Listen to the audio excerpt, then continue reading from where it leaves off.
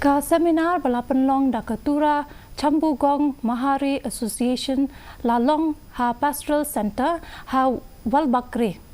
Kini kejingalang ketemu bankentia wat penek pensa ya keriti dostor jengki garo, laple da u bensing CH Marang, u Presiden ka TCMA, bat kejing dua isdang na u Pastor John Stellen CH Marang.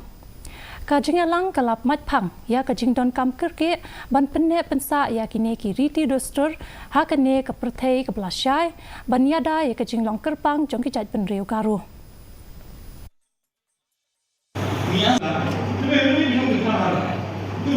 The main objective of this seminar is two objectives. One, to create awareness among the young generation the importance of Garo traditional culture and customs.